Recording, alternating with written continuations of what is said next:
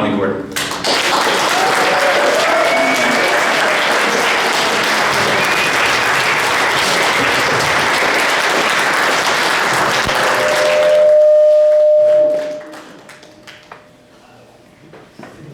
Thank you all for that beautiful warm welcome.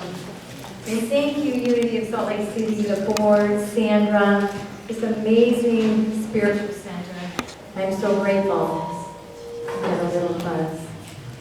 This here. Yeah. Buzz.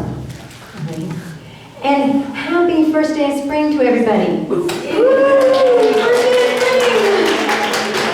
And thank you all for being here. It means so much to me, each and every one of you, all my dear friends. And more than friends, I feel like you're all family. Family to me, in my heart. So thank you for being here. And I want to start with a story. I always like to start with a story. This story is my son and I. My son decided he wanted to purchase a new car. And I kind of understood because the car he had over 200,000 miles on it. It would not pass inspection unless there was maybe $1,000 put into it. And it was very decoratively painted with spray paint. Oh, jeez. So it was not the most attractive thing. So he called me and he said that he found a car. And I'm going to affectionately name this car Podge. We'll just call it Podge for simplicity. It was up north about an hour. And he found out about the car. He went and got a loan for the car and he called it, the loan's approved. Let's go and get this car. Come with me, we need to drive up. I need someone to drive me up. Well, now I'm his chauffeur anyways because his car insurance, the registration expired, so he's carless. So I says, you know what, I just talked to my good friend John Westbury that's here, and he said he's got some good cars that are sturdy. And this particular car, he said, has a salvage title, and he showed me a picture of the fender bender. It was a little rear end or a little dent, so we weren't too nervous. Let's go see, you want to see more than just one car before you just settle on it. So we went and we saw the cars. John was gracious, showed the cars, and he wasn't too crazy about any of those cars. He kind of wanted something sporty, something with a manual transmission, they shift and stuff. Yeah. So we went, he wanted to run over to the bank. Let's go, it's 20 minutes to 7. We get to the bank, and it closed at 7. Let's get this loan for Podge. He was very excited, and he didn't want me to be his chauffeur for any more days. They said, we cannot do your loan today, it's too late. John was very cute. It's 20 to 7. You've got 20 more minutes here. And no, there's so many people ahead of you that by the time we got to you, it just would be 9 o'clock. So we walked away. He was a little discouraged, but I said, John, you have to understand that everything happens for the best. The universe is supporting us. We're not supposed to buy the car tonight. Doesn't mean we're not supposed to buy the car, but we know for sure we're not supposed to buy the car tonight. I've had my fair share of trying to push and shove and force doors open that didn't want to open. And you know what? It never worked out very good. So we left. And he started scrolling down KSL on his phone, looking for new cars. And he goes, oh, this is too good to be true. It's a little less, it's newer and less miles. Let's go see it. So we called him up. He wanted to go see it that night. No, we had to go in the morning. Now, at the same time, I was trying, this was just a couple weeks ago, I was trying to finish a book so it could be ready for when I spoke here. So I was starting to get a little nervous because this is taking my book time away. I don't have much time. I got like 3 days to finish this book and publish it and order the copies if I want to hear by when I speak. But we went out in the morning, we went to see this car, we get there, and the car's there.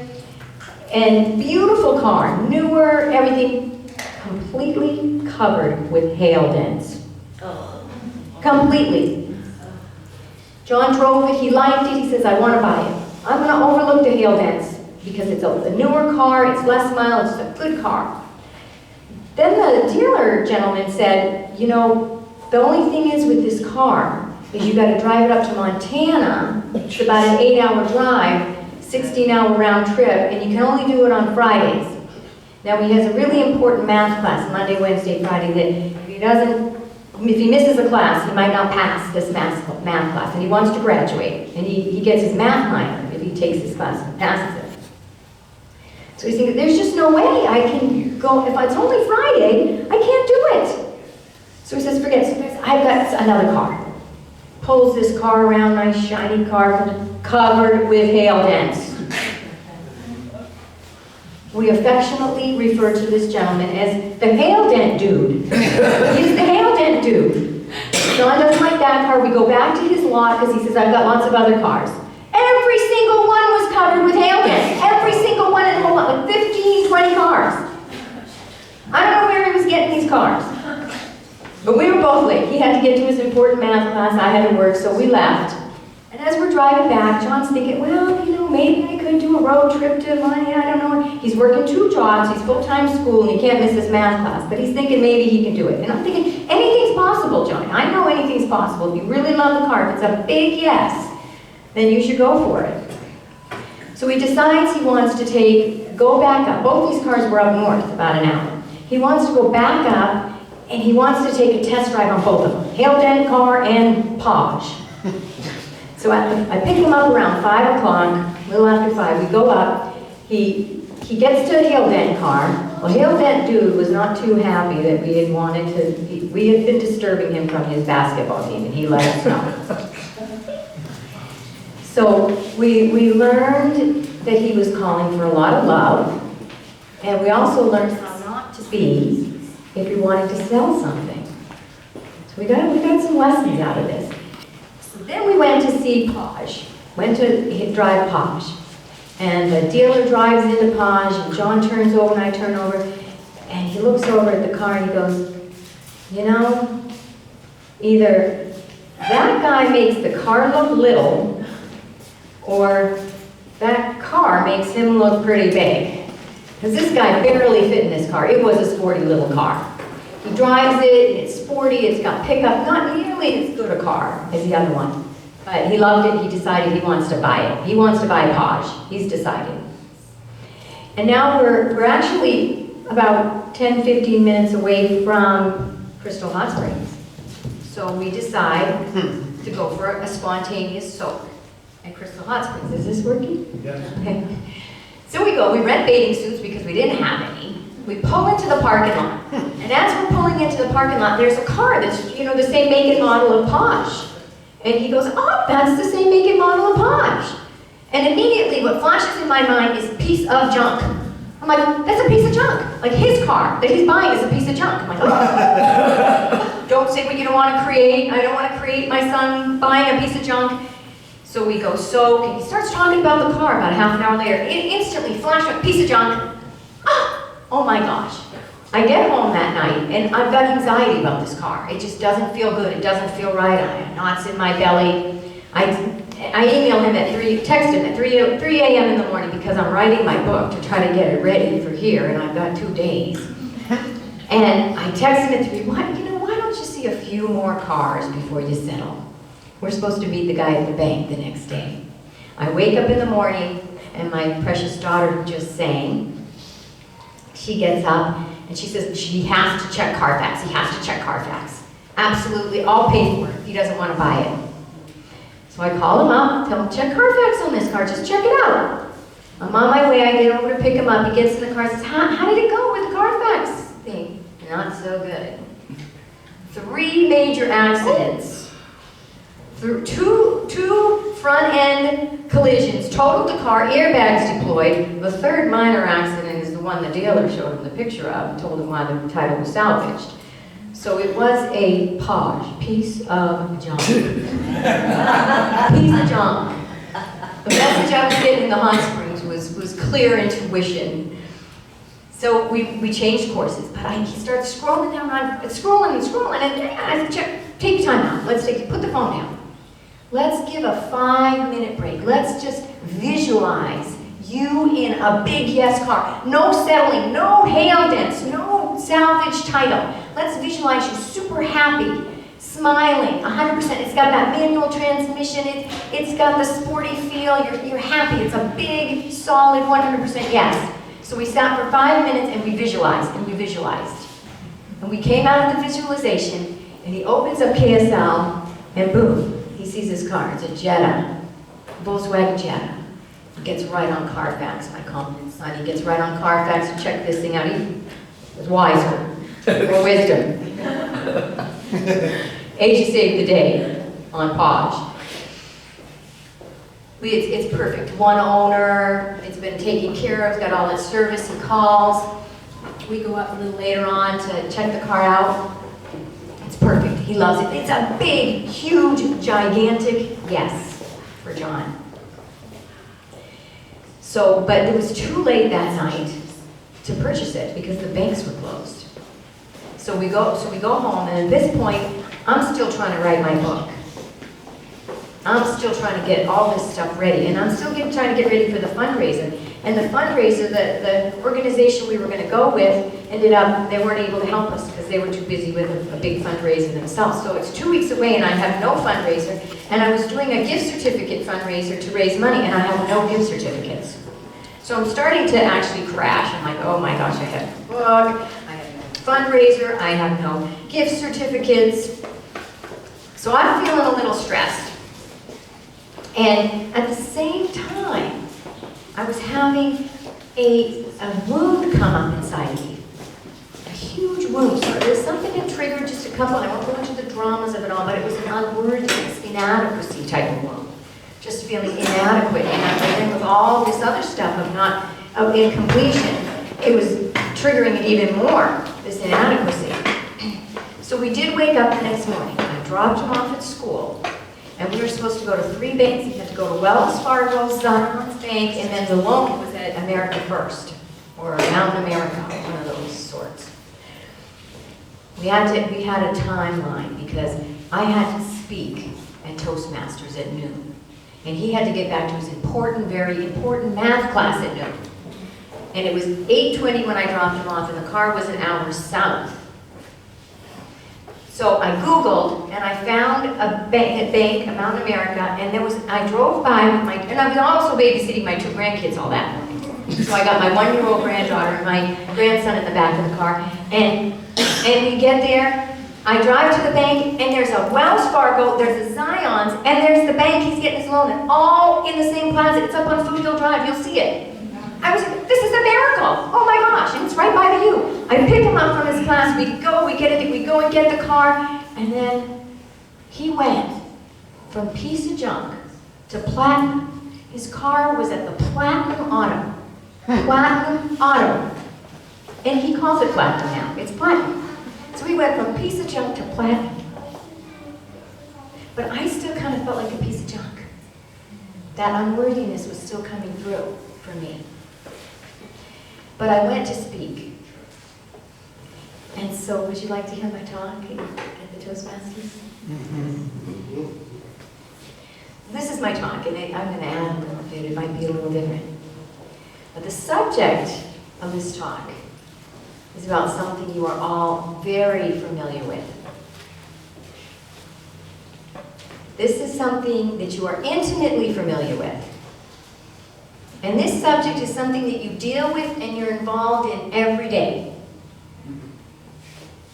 You are dealing with this every moment of every day. Actually, you are involved in and dealing with this subject right now. Intimately. And just because you're such an expert and you're so familiar with this subject, I want to invite you not to space me out and start to go into the to-do lists or fantasize about what you're going to do on this wonderful, beautiful first day of spring. Because this subject is very important. It's sacred. And I would even say that it is the most important and the most sacred subject that there is. Is anybody curious about the subject of my talking? Anybody want to guess? Just shout some things out. When I hear it, I'll tell you. Self-love. That's, when I hear it, I'll tell you.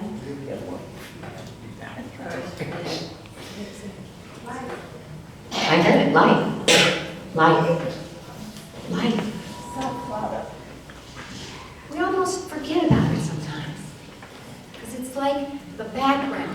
canvas. It is most important because if we weren't alive with the houses, the cars, the possessions that we have, the relationships even, we weren't alive to enjoy them. So I became really passionate about life. I just decided I'm going to study it. I'm going to study life. Life is the most important thing. I should get to know it better. I should study it. So I did, and I started with death, the opposite of life. You can get to know a lot about something by its opposite, right? So I talked to several people, Phil Dugas included that's here today, that had near-death experiences. Every single person I spoke to unanimously said they did not die. They didn't die. They were more awake, more aware, more alive than they ever were in their physical body. They were alive. They were fully alive. I couldn't find anybody. I couldn't find death. Even the people that had died said they didn't die, they were alive. There is no death. And then I started to check out life. I said, okay, well, let me check out life here on the earth, in the physical. I started to check it out. Life is everywhere. They have studied. I got on Google, I'm on the internet checking out where's no life. I couldn't find it. The closest thing I could find was Bolivia. It's got low oxygen and not many, micro creatures. But it still had life, and it still had some towns, and it still had tourists. And they had found microorganisms way down as far as they could find in the earth. They found molecules and dust and gases in the void spaces of the outer space. I'm studying it, and there's only life. It's everywhere. It's in us. It's in every molecule of our body. It's outside of us. It's in the empty spaces. In these spaces of air, there is molecules. There is dust. There are microwaves, cell phone waves, radio waves. There is so much life everywhere.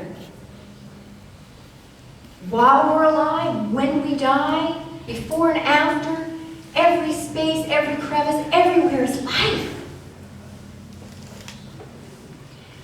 So one of the things that I've been doing a lot lately, and it's something I've done my whole life, I started going to Kripalu Center when I was about 16, 17 years old, and their yoga is really about going within and feeling the sensation within.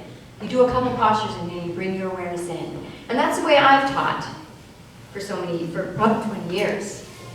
After we do a sequence, we go in. And so I started to actually be like a banshee going within and feeling the life and the aliveness inside of me, like that pulse of life. I would meditate and I'd feel the sensation, like what Kira led us to this morning. And I started to realize that this is me, this life force inside of me. This is who I am. This is what lasts after this body goes. This pulse, this vibrancy, this aliveness, this power inside, that's inside of all of us. Every single one of us. It's that vibrancy. And I had a meditation. Well, first I had a coaching with the work of Byron Katie with my good friend Erica. And I had this huge breakthrough with the unworthiness. It was like, I need to declare my worth. I need to be the source of my worth. It can't be about anything out here that determines my worth. Because I'm going to fail, I'm going to succeed, people are going to like me, people are going to not like me. But if I let all that decide my worth, I'm going to be on a roller coaster. I have to declare that inside me that I am worthy. I need to be the one. And if everyone in the world said I'm worthy, but I didn't say it inside myself, I'd feel unworthy. I have to be the source of my worth. And I really got it. It was like a flash of lightning. Like a year ago when I got that flash of lightning that I had to be the source of my own love. And I've been working on that and practicing that, and that doesn't end. Being the source of your own love doesn't end. It hasn't ended for me. It's just like any relationship, your relationship with yourself. Because you don't want to I adore my daughter Asia. I'm not going to just be done loving her and stop loving her one day. No, I'm going to keep loving her and loving her more. And it's the same with ourselves. Our journey of self-love doesn't end. Our relationship with ourselves doesn't end. It deepens, because what happened is I just started going in deeper and deeper. Every chance I got, I go into the sensation. And it's not a knowing of yourself that you can describe. It's a knowing of yourself that is indescribable, incomprehensible. It's that pulse of life within you that's you're out of the rational mind completely because you're so absorbed in sensation. You expand into this infinite space. And I've tried words like infinitely vast or magnificent or astounding or awesome, and they're weak. They're weak compared to what is inside of us. That pulse of life, that life force, that divine, magnificent grace that dwells within all of us is so infinitely vaster than vast. There's no words. And that's where our worth comes. That's where our love comes. It sources from within, and it's within all of us. Every single one of us. And when we get intimate with it, and we connect intimately with that, it is the deepest intimacy. It is the most ecstatic love.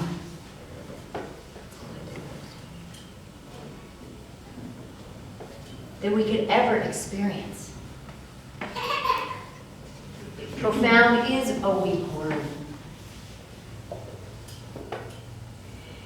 And so the last talk I was here, I talked about everybody being as big and as powerful as the biggest super sun in the galaxy, which has like 2.9 billion suns of our size. What I want to tell you today is that within you is more power than any billion super sun ever existed. Do you know why I know that?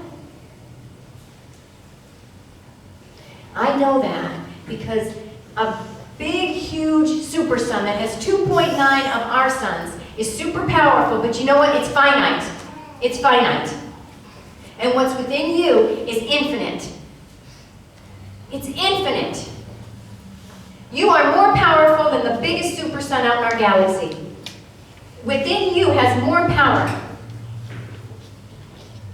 And you are vaster than this entire universe. You are vaster than this entire universe.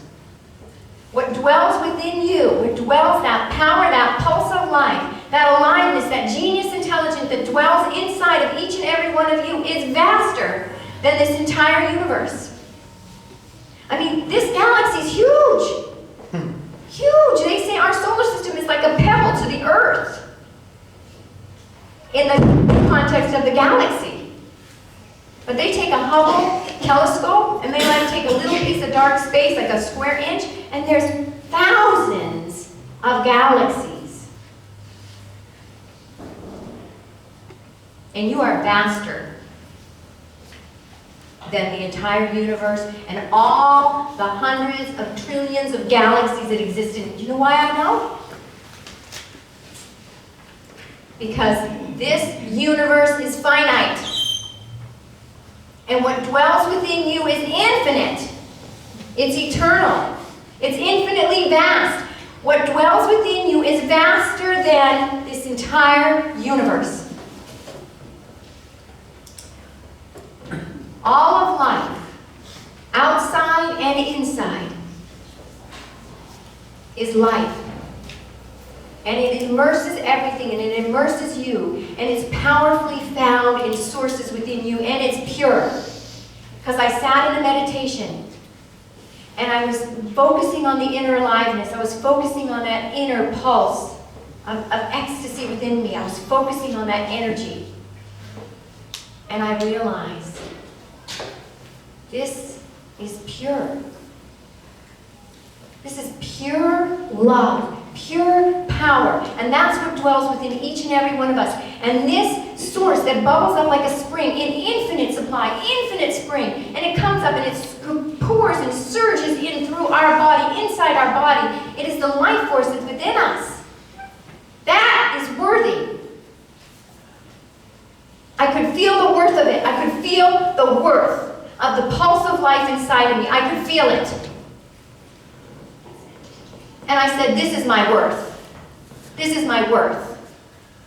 This aliveness that is pulsing inside of me, this is my worth. This is your worth. Because that same pulse that pulses inside of me is the same pulse of aliveness, of genius intelligence that pulses through you, each and every one of you.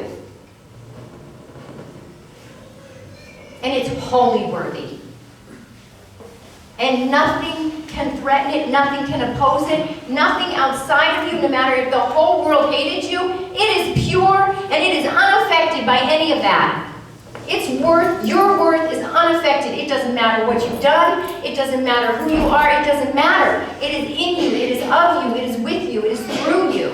It's infinite, it's eternal, and it pulses up, and it is so powerful.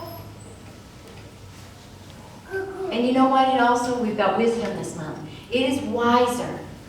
This infinite life force is wiser than anything known. Anything known. Anything known. The wisest guru. The most intelligent person. Someone who has all the secrets to the universe. The intelligence within you. The astounding power that's within you. Each and every one of you. It's the same. It's wiser than anything known. You know how I know that? Because you are so far, so infinitely more than what can be known.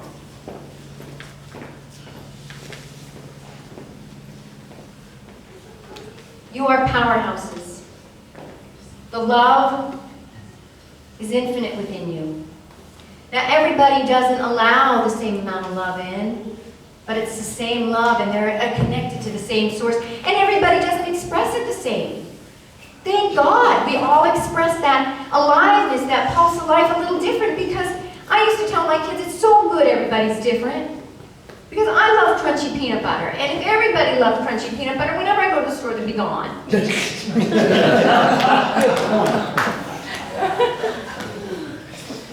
So thank God, this aliveness, this intelligence, this pulse, this passion within us is expressed uniquely. We're all the same. We're all walking each other home. But we all have different roles to play. So I want to leave you with knowing that within you, that dwells within you, take some time to go in. Take some time in meditation to just notice the inner sensation. Notice that inner aliveness and give it some attention. Because that's you. Give it some attention. Give yourself a little attention. We give so much in life attention. But send that aliveness love. Send your heart love. Send your inner pulse of energy love and attention. And know, without a shadow of a doubt, that what you are, what you truly are, is wholly worthy, wholly innocent, wholly pure, and it's divine, and it is magnificent. And it's divine, magnificent grace that flows and overflows and immerses every aspect of your being.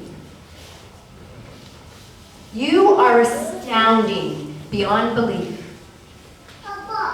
And each and every one of you, I will close with this, is an incomprehensible mystery. I love you all so much, and thank you for coming. Namaste.